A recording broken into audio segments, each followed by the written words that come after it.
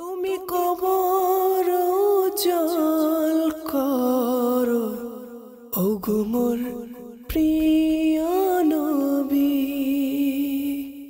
আলহামদুলিল্লাহি রাব্বিল আলামিন ওয়াসসালাতু ওয়াসসালামু আলা সাইয়্যিদিল মুরসালিন আম্মা বা'দ ফাআউযু বিল্লাহি মিনাশ শাইতানির রাজীম। বিসমিল্লাহির রহমানির রহিম। আসসালাতু ওয়াসসালামু আলাইকা ইয়া রাসূলুল্লাহ ওয়া আলা আলিকা ওয়া আসহাবিকা ইয়া হাবিবাল্লাহ। আসসালাতু ওয়াসসালামু আলাইকা ইয়া নবিয়াল্লাহ ওয়া আলা আলিকা ওয়া আসহাবিকা ইয়া নূরাল্লাহ।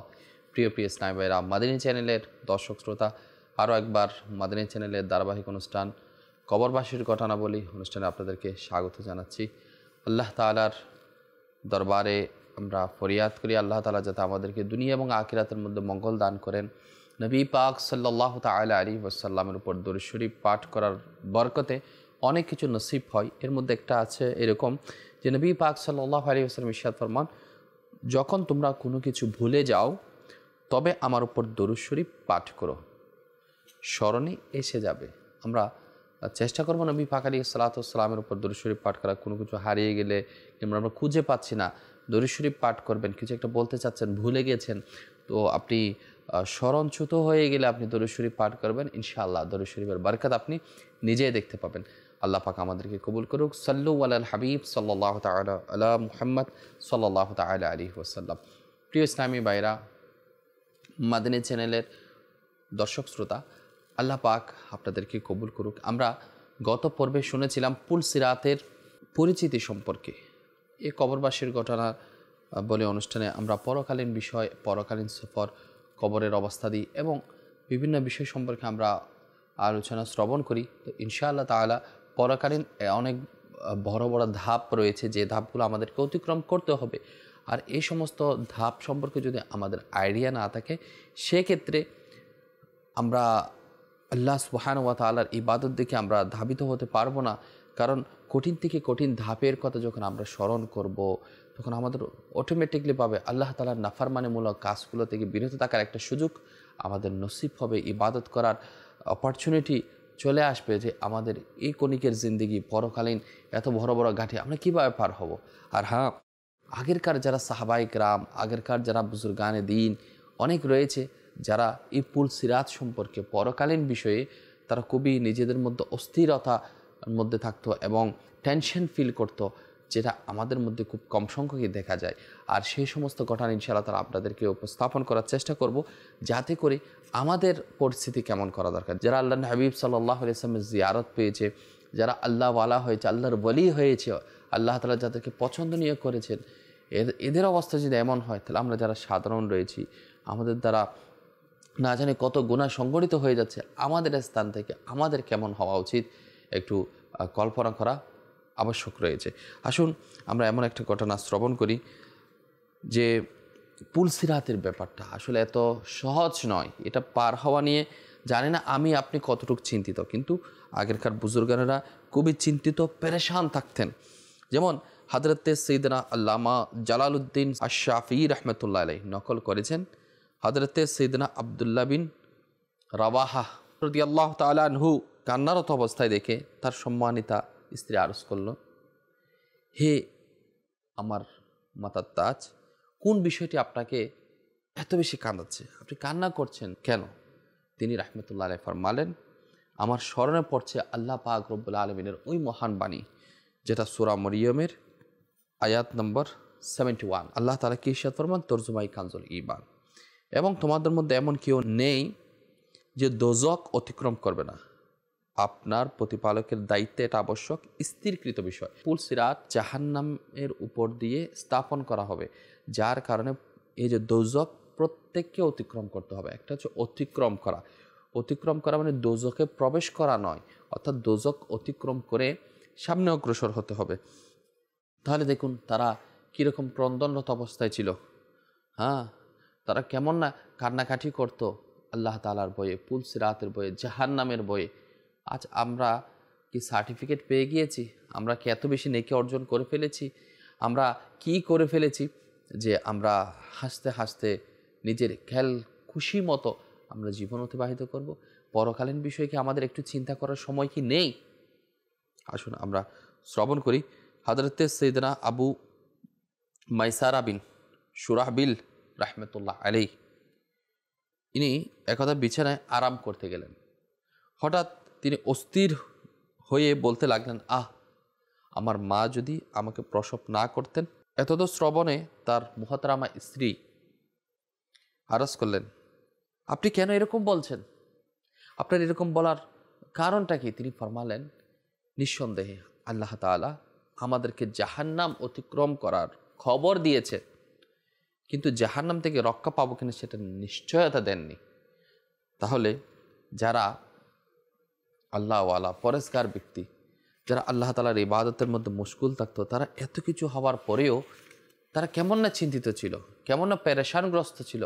আর আমাদের অবস্থাটা কি? আল্লাহ আমাদেরকে বুঝার তৌফিক দান করুক। আল্লাহ আমাদেরকে এমন বুঝ দান করুক যাতে আমরা কম হাসি, বেশি পরিমাণে কান্না করতে পারি। আল্লাহর হাবিব সাল্লাল্লাহু আলাইহি ওয়াসাল্লাম তো জানিয়ে দিয়েছেন, তোমরা কম হাসো, অধিক কান্না করো। অর্থাৎ কান্নাকাটি যাতে বেশি করে আল্লাহ তাআলার ভয়ে কান্নাকাটি করা, এটা এত বেশি জরুরি। আপনারা হয়তো শুনেছেন আবু বকর সিদ্দিক রাদিয়াল্লাহু তাআলা আনহু, ফারুক আজম রাদিয়াল্লাহু তাআলা আনহু, হযরত উসমান জুন্নুরাইন রাদিয়াল্লাহু তাআলা আনহু ঘটনা আপনারা শুনেছেন। এনারা কবরের পাশ দিয়ে যাওয়ার সময় কেমন করে কান্নাকাটি করত। আসুন, হযরতে উমর ফারুক রাদিয়াল্লাহু তাআলা আনহু, দ্বিতীয় খলিফা, তো ইনার বংশধর, এর ঘটনা আমরা শ্রবণ করি। ইনারা কেমন আল্লাহকে ভয় করত। আল্লাহ সুবহানাহু ওয়া তাআলার যে পরবর্তী ধাপগুলো, মৃত্যুর পরে যে বড় বড় ধাপ রয়েছে, এর মধ্যে একটা হচ্ছে পুল সিরাত অতিক্রম করা। এই ধাপগুলো সম্পর্কে ইনারা কত বেশি চিন্তিত থাকতো সে সম্পর্কে আমরা ঘটনা একটা শ্রবণ করি। একদিন হযরতে সাইয়েদনা উমর বিন আব্দুল আজিজ রাদিয়াল্লাহু তাআলা আনহু, আমরা নাম শুনেছি, অনেক বড় জবরদস্ত আল্লাহর ওলি, জবরদস্ত মাশাআল্লাহ, ইনি সুন্দরভাবে শাসন করেছেন, আমিরুল মুমিনিন, আল্লাহু আকবার। তো একবার ইনার দাসী ইনার খেদমতের মধ্যে এসে আরজ করল, হুজুর, আমি আজ রাতে স্বপ্ন দেখলাম জাহান্নামকে প্রজ্বলিত করা হয়েছে, আর ঠিক উপরেই পুলসিরাত স্থাপন করা হয়েছে। ইতিমধ্যে উমাইয়া খলিফাদের উপস্থিত করা হলো। সর্বপ্রথম খলিফা আব্দুল মালিক বিন মারওয়ানকে পুলসিরাত অতিক্রম করার জন্য নির্দেশ দেওয়া হলো। তিনি পুলসিরাতের উপর আরোহণ করলেন, কিন্তু দেখতে দেখতে তিনি দোজখের মধ্যে পড়ে গেলেন। এরপর এর বেটা ওয়ালিদ বিন আব্দুল মালিককে পুলসিরাত অতিক্রম করার জন্য নির্দেশ দেওয়া হলো। তিনি একইভাবে দোজখের মধ্যে পড়ে গেল। আল্লাহ আল্লাহ আল্লাহ আল্লাহ। অতঃপর সুলাইমান বিন আব্দুল মালিককে হাজির করা হলো, তারই এক দশা হলো। প্রিয় ইসলামী ভাইরা, মাদানী চ্যানেলের দর্শক শ্রোতা, এই যে নাম বলা হচ্ছে, যে সর্বপ্রথম খলিফা আব্দুল মালিক বিন মারওয়ান, তারপর এর ছেলে ওয়ালিদ বিন আব্দুল মালিক, সুলাইমান বিন আব্দুল মালিক, এগুলো বড় বড় বাদশাহ ছিল, বড় খলিফা ছিল, বাদশাহ ছিল, অনেক ঠিকঠাক নাম ছিল। ইনাদের ব্যাপারে বলা হচ্ছে, অর্থাৎ এটা দাসী স্বপ্ন দেখেছে। স্বপ্নটা আমিরুল মুমিনিন উমর বিন আব্দুল আজিজ রাহমাতুল্লাহ আলাইকে এগুলা খোলামেলাভাবে তিনি প্রকাশ করছেন। আল্লাহ পাক রব্বুল আলামিনের কেমন ভয় উমর বিন আব্দুল আজিজ রাদিয়াল্লাহু তাআলা আনহুর। শুনুন শুনুন, অন্তর যাতে কেঁপে উঠে, আর আমাদের মধ্যে যাতে অস্থিরতা বিরাজ করে, আমার আপনার কি হবে। এই তো তিনজনের ঘটনা বর্ণনা করলো, যেটা ওই দাসী স্বপ্নের মধ্যে দেখেছে। এবার বলতে লাগলো, হে আমিরুল মুমিনিন, আপনাকে উপস্থিত করা হলো। এবং সবার শেষে হে আমিরুল মুমিনিন, আপনাকে উপস্থিত করা হলো। দাসীর মুখে এতটুক শুনতেই হযরতে সাইয়েদনা উমর বিন আব্দুল আজিজ রাদিয়াল্লাহু তাআলা আনহু ভীত সন্ত্রস্ত হয়ে চিৎকার করে উঠলেন আর বেহুশ হয়ে মাটিতে পড়ে গেলেন। বেহুশ অবস্থা। দাসীর মুখ থেকে উমর বিন আব্দুল আজিজের ব্যাপারে কি ফয়সালা হলো, স্বপ্নের মধ্যে কি দেখলো, সেটা উমর বিন আব্দুল আজিজ এখনো শুনতে পায় নাই। শুধু ইনার নাম নেওয়ার সাথে সাথে ইনার কি হবে আল্লাহ তাআলার বয়সে বেহুশ হয়ে গেল। আর দাসী উচ্চস্বরে বলতে লাগলেন, হে আমিরুল মুমিনিন, শুনুন শুনুন, আল্লাহ তাআলার শপথ, আমি দেখলাম আপনি সহি সালামতে পুলসিরাত পার হয়ে গেলেন। কিন্তু উমর বিন আব্দুল আজিজ রাদিয়াল্লাহু তাআলা আনহু পুল সিরাতের বয়ে এমন অবস্থা ইনি হাত পা গড়াগড়ি করছিলেন। আল্লাহ পাক আমাদেরকে বুঝার তৌফিক দান করুক। আল্লাহ পাক ইনাদের উপর রহম করুক, ইনাদের সদকায় আল্লাহ আমাদের গুনাহকে মাফ করুক। প্রিয় ইসলামী ভাইরা, মাদানী চ্যানেলের দর্শক শ্রোতা, নবী ছাড়া কারো স্বপ্ন শরীয়তের দলিল হতে পারে না। এরপর আপনারা শুনলেন তো যে উমর বিন আব্দুল আজিজ রাদিয়াল্লাহু তাআলা আনহুর হৃদয়ে পুল সিরাতের অতিক্রমের বিষয়টা কত বেশি ভয়ের সঞ্চার ছিল। বাস্তবিক পক্ষে এই পুল সিরাত অনেক বড় ঘাঁটি এবং কঠিন অবস্থা। যেমন হাই হাই হাই এই কঠিন অবস্থা যেটার শোনার পরে স্বাভাবিকভাবে কেউ হাসাহাসির মধ্যে থাকতে পারে না। এত বড় কঠিন একটা সফর, আমাকে আপনাকে সবাইকে এই সফরের মোকাবেলা করতে হবে, তার সামনে অগ্রসর হতে হবে। কিভাবে আমি আপনি অগ্রসর হব, যেখানে আমরা স্বাভাবিকভাবে একটু গরম বরদাস্ত করতে পারি না, একটু বেশিক্ষণ লাইনে দাঁড়াতে পারি না, একটা কাজ যত সময় যদি না হয় আমাদের মধ্যে অস্থিরতা কাজ করে, আমরা সইতে পারি না, তাহলে আমাদের অবস্থা কী হবে? হ্যাঁ, আমরা এত হাসি কেন? যেমন হযরতে হাসান বসরি রাহমাতুল্লাহ আলাইহি এক নওজওয়ানকে দেখতে পেলেন হাসতেছে, এত বেশি হাসছে, তো তিনি ফরমালেন, হে যুবক, তুমি কি পুল সিরাত অতিক্রম করেছো? তো বললেন, না। তিনি ফরমালেন, হে যুবক, তুমি কি এটা জানো তুমি কি জান্নাতে যাবে না দোজকে যাবে? সে আরজ করলো, আমি তো জানি না। অতঃপর হাসান বসরি রাহমাতুল্লাহ আলাইহি ফরমালেন, তুমি তাহলে কিভাবে হাসছো? তোমার সম্মুখে রয়েছে জটিল কঠিন বিপদসমূহ, আর এগুলো থেকে নাজাত পাওয়ার কোনো জ্ঞানই তোমার কাছে নেই, তাহলে তুমি কোন সুখে হাসছো? এতটা শ্রবণে ওই যুবক এতই লজ্জিত হলো, আর কোনোদিন তাকে হাসতে দেখা যায়নি। প্রিয় ইসলামী ভাইরা, মাদানী চ্যানেলের দর্শক শ্রোতা, আসলেই আমাদের বোঝার দরকার, অনুধাবন করার দরকার যে আল্লাহ ওয়ালাদের নসিহতগুলো তৎকালীন সময়ে যে হাসছিল ওই যুবক, কিভাবে সে নিজের মধ্যে গ্রহণ করে নিয়েছে। আজ তো আমরাও বয়ান শ্রবণ করি, আজ আমরাও তো অনুষ্ঠান দেখি, আমাদের মধ্যে পরিবর্তন কোথায়? আমি আমার মধ্যে পরিবর্তন কতটুকু সাধিত করতে পারলাম?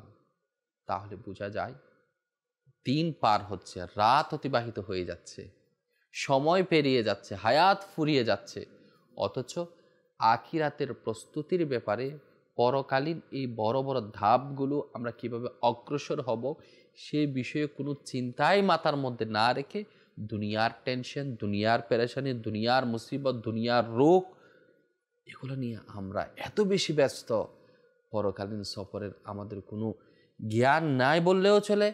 অল্প স্বল্প যদি জ্ঞানও থাকে, আমাদের আমলের দিকটা অনেক দুর্বল। প্রিয় ইসলামী ভাইরা, আমি আপনাদেরকে অনুরোধ করব, আসুন মাদানী চ্যানেলের দর্শক শ্রোতা, আমরা নিজেকে পরিবর্তন করি, আল্লাহ সুবহানাহু ওয়া তাআলার দেখানো পথে চলি, নিজেকে গুনাহ থেকে বিরত রাখার জন্য চেষ্টা করি, আল্লাহ সুবহানাহু ওয়া তাআলার দেয়া হুকুম মান্য করার চেষ্টা করি। শয়তান আমাদেরকে বারবার প্ররোচনা দেয়, গুনাহের দিকে দাবিতা করার জন্য চেষ্টা করে। আমরা কি রেহাই পাই? শয়তানের হাতে কি আমরা, শয়তানের কাছে আমরা কি খেলার বস্তুতে পরিণত হয়ে যাচ্ছি না? তো শয়তান আমাদেরকে যেদিকে চায় সেদিকে কি ঘুরিয়ে দিচ্ছে না? তো আল্লাহ আল্লাহ আল্লাহ আমাদেরকে হেফাজত করুক। প্রিয় ইসলামী ভাইরা, মাদানী চ্যানেলের দর্শক শ্রোতা, আসলেই এই পুল সিরাত এটা অনেক বড়, অনেক বছরের রাস্তা। যেমন আল্লাহ সুবহানাহু ওয়া তাআলা আমাদের উপর দয়া করুক, আমরা সর্বদা সেটাই চাইব। এত বেশি দীর্ঘ পথ, পুল সিরাত হচ্ছে 15,000 বছরের রাস্তা। 15,000 বছর একটি দ্রুতগামী ঘোড়া যতটুকু পথ অতিক্রম করতে পারবে ততটুকু পথ এর হচ্ছে সীমা। চিন্তা করুন, দ্রুতগামী ঘোড়া 15,000, তো দ্রুতগামী ঘোড়া তো অনেক স্পিড দৌড়াতে পারে, তাহলে পথটা কতটুকু হতে পারে একটু আপনি বোঝার চিন্তা করুন। এটা নয় যে প্লেনে করে গেলে, এমনটা নয়, দ্রুতগামী ঘোড়া। এরপর আসুন 5,000 বছর উপরে আরোহণ করতে, 5,000 বছর নিচে আরোহণ করতে, 5000 বছরের সমান পথ অতিক্রম করতে হবে। আর পুলসিরাত চুলের চেয়ে সূক্ষ্ম, তরবারি চেয়ে ধারালো, আর এটা জাহান্নামের পৃষ্ঠভাগে স্থাপন করা হবে। এই পুলসিরাত সহজভাবে অতিক্রম করতে পারবে যারা আল্লাহ তাআলার ভয়ে ভীত ও দুর্বল থাকবে, যারা দুনিয়াতে মাল দৌলত, সম্পদ, অট্টালিকা পাহাড় করেছে, হালাল হারাম তোয়াক্কা করেনি, তাদের কি হবে? কিন্তু কিতাবের মধ্যে বলা হচ্ছে পুলসিরাত সেটা তো যারা হালকাওয়ালা, হালকা বোঝাওয়ালা, তারাই তো অতিক্রম করতে পারবে। যেমন হযরতে সৈয়দনা আনাস রাদিয়াল্লাহু তাআলা আনহু ফরমালেন, আল্লাহ তাআলার পিয়ারা মাহবুব আখির নবী মুহাম্মদ আরবি সাল্লাল্লাহু আলাইহি ওয়াসাল্লাম হযরত আবু যর রাদিয়াল্লাহু তাআলা আনহুর হাত ধরে তশরিফ মারলেন আর ফরমালেন, হে আবু যর, তোমার কি খবর আছে?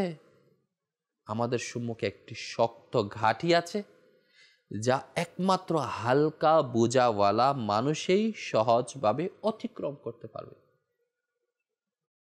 এক ব্যক্তি আরজ করলো, হে আল্লাহ রাসূল সাল্লাল্লাহু আলাইহি ওয়াসাল্লাম, আমি কি ভারী বোঝাওয়ালা না হালকা বোঝাওয়ালা? আমি কিভাবে বুঝবো? তখন নবী সাল্লাল্লাহু আলাইহি ওয়াসাল্লাম ফরমালেন, তোমার কাছে কি আজকের খাবার মজুদ আছে? আরজ করলো, হ্যাঁ। ফরমালেন, আপনার কাছে কি আগামীকালকের খাবার আছে? বললেন, জি হ্যাঁ। হুজুর আলাইহিস সালাতু ওয়াস সালাম বলেন, পরশু দিনের খাবার কি মজুদ আছে? বলল, না। তখন নবী সাল্লাল্লাহু আলাইহি ওয়াসাল্লাম ফরমালেন, যদি তোমার কাছে 3 দিনের খাবার জমা থাকে তাহলে তুমি ভারী বোঝাওয়ালাদের অন্তর্ভুক্ত হতে। আল্লাহ আল্লাহ আল্লাহ আল্লাহ আমাদেরকে ক্ষমা করুক। আজকে নয় আমাদের 1 দিন 2 দিন 3 দিন 3 বছর, বরঞ্চ মানুষের বর্তমান অবস্থা এমন, বছরকে বছর ফ্রিজের মধ্যে খাবার দাবার, খাবারের অভাব নাই। এটাই বোঝানো হচ্ছে অর্থ সম্পদ এতটুক পরিমাণ যে আজকের আনার ক্যাপাসিটি, কালকে আনার ক্যাপাসিটি, পরশু দিনের ক্যাপাসিটি নেই। তাহলে আজকে দেখুন কোটি কোটি টাকা ব্যাংকের মধ্যে, এত জমি জমা আছে, নিজে খাইতে পারবে? নিজে শেষ করতে পারবে? নয়, নিজে, নিজের সন্তান, নাতি পুতি, এরপরে অনেক প্রজন্ম সেগুলো ভোগ করে শেষ করতে পারবে না। এত সম্পদ বর্তমান মানুষের রয়েছে আমার আপনার চোখের সামনে, অথচ বলা হচ্ছে হালকা বোঝাওয়ালা ব্যক্তি। যারা হালকা বোঝাওয়ালা ব্যক্তি তারাই পুলসিরাত সহজভাবে অতিক্রম করতে পারবে। আর যারা হালকা বোঝাওয়ালা না, আর হালকা বোঝাওয়ালা মানে এমন নয় যে একটা দেখবেন কোনো একটা সফর যার মধ্যে মাল সামান বেশি থাকে, সে একটু কষ্টের মধ্যে থাকে, তাকে টেনশনের মধ্যে থাকতে হয়। চুরি হয়ে যাচ্ছে না তো, মাল ডাকাতের ভয় নাই তো, অ্যাক্সিডেন্ট হয়ে গেলে সব কিছু বরবাদ হয়ে যাবে না তো, এত চুর সফরে আমি কি সবগুলো ক্যারি করে নিয়ে যেতে কতই না আমার কষ্ট হবে। অথচ যার কাছে কিছুই নেই, সে সহজে টেনশন ফ্রি, সে ইজিলিভাবে সে সফরের মধ্যে রওনা হয়ে যায়। প্রিয় ইসলামী ভাইরা, মাদানী চ্যানেলের দর্শক শ্রোতা, একটা জিনিস খেয়াল রাখতে হবে, যারা আজকে সুষম গঠনে শক্তিশালী রয়েছে, সুন্দর চেহারা রয়েছে, যাদের কাছে অনেক মাল দৌলত রয়েছে, তারাই কি আখিরাতের মধ্যে পরকালীন সফরে ওই কঠিন সময়ে তারা কি অনেক শক্তিশালী হবে? নয়, বরঞ্চ বলা হচ্ছে আজকে যারা দুর্বল রয়েছে তারা সেদিন হবে সবল, আর যারা আজকে সবল রয়েছে সেদিন তারা হবে দুর্বল। তাহলে কখনোই আল্লাহ সুবহানাহু ওয়া তাআলা দেয়া এই নিয়ামত, অর্থাৎ আল্লাহ তাআলা যাকে যতটুক দিয়েছে, আল্লাহ তাআলা যতটুক দিয়েছে ততটুকুর মধ্যে আমাদের উচিত আমরা যাতে সন্তুষ্ট থাকি, কখনোই আল্লাহ তাআলার বিরুদ্ধে যাতে আমরা কথাবার্তা না বলি। আল্লাহ তাআলা আমাদেরকে হেফাজত করুক এবং অল্পের মধ্যে তুষ্ট থেকে আল্লাহর ইবাদত করি। আজকে যারা একেবারে দুর্বল সেদিন তারাই কিন্তু সবল হবে। আর যারা আজকে সবল বলতে আজকে অনেক সুষম গঠন, অনেক সুন্দর গঠন, শক্তিশালী বীর, সেদিন কি সে বীর থাকবে? বরঞ্চ বলা হচ্ছে যারা আল্লাহওয়ালা, যারা পরেশগার ব্যক্তি, যাদেরকে আল্লাহ তাআলা কবুল করেছেন, তারা কিন্তু সেদিন হালকা পাতলা হবে। যাদের মধ্যে ইশকে রসুল রয়েছে, ইবাদতের নূর রয়েছে, আল্লাহ তাআলা ওই আল্লাহওয়ালাদেরকে, পরেজগার ব্যক্তিদেরকে স্পেশাল নূর দান করবেন, যে নূর, ইবাদতের নূর এত চমকাবে, ওই ইশকে রসুলের নূর, কোরআনে পাকের তেলাওয়াতের নূর এত বেশি চমকাবে যে ওই ইমানদারের জন্য, হ্যাঁ, সে ইমানদারকে তাড়াতাড়ি সহি সালামতে পার হয়ে যাওয়ার জন্য নির্দেশ দেওয়া হবে। বলা হবে তার জন্য, তার নূরের কারণে দোজকের আগুন নিভে যাচ্ছে। আমরা কি সে নূর অর্জন করতে পেরেছি? আল্লাহ আমাদেরকে দয়া করুন, যাতে আমরাও নিজেকে পরিবর্তন করে আল্লাহ সুবহানাহু ওয়া তাআলার পথে আমরা যাতে অগ্রসর হতে পারি ইনশাআল্লাহ তাআলা। আল্লাহ তাআলা আমাদেরকে দয়া করবে, আল্লাহ তাআলার দেখানো পথে আমরা চলি। আউলিয়া ইকরাম, সাহাবায়ে ইকরাম যে দিক নির্দেশনা দিয়েছেন, যারা যে জিনিসগুলো আমাদের সামনে উপস্থাপন করেছে, সেগুলো আমাদের জন্য শিক্ষা, সেই শিক্ষা গ্রহণ করে যদি আমরা চলতে পারি, তাহলে দুনিয়া এবং আখিরাতে আমাদের কল্যাণ হবে ইনশাআল্লাহ। আল্লাহ যদি চায়, আগামী সপ্তাহে আপনাদেরকে শোনাবো আল্লাহর পেয়ারা নবী রাসূল পাক সাল্লাল্লাহু আলাইহি ওয়াসাল্লাম এই কঠিন দাপে আমাদের জন্য কেমন দয়া করবেন, ইনশাআল্লাহ আমি আপনাদেরকে শোনাবো। আর আগামী সপ্তাহে অবশ্যই আপনারা ভুলবেন না, নিশ্চয়ই ভুলবেন না আপনারা মাদানী চ্যানেল দেখতে। আমি ইনশাআল্লাহ সরকার আলাইহিস সালাতু ওয়াস সালাম আমাদের জন্য, গুনাহগারদের জন্য, ঈমানদারদের জন্য কি দয়া করবে ইনশাআল্লাহ তাআলা, ওই কঠিন ধাপে আমাদেরকে কীভাবে পার করবেন আমরা শুনবো ইনশাআল্লাহ তাআলা। আল্লাহ তাআলা আমাদেরকে যা শুনেছি এর উপর আমল করার তৌফিক দান করুন, আমিন। বিজাহি নবীল আমিন সাল্লাল্লাহু তাআলা আলাইহি ওয়াসাল্লাম। সাল্লু আলাল হাবিব সাল্লাল্লাহু তাআলা আলা মুহাম্মদ সাল্লাল্লাহু তাআলা আলাইহি ওয়াসাল্লাম। তুমি কবর উজাল করো, ওগো মোর প্রিয়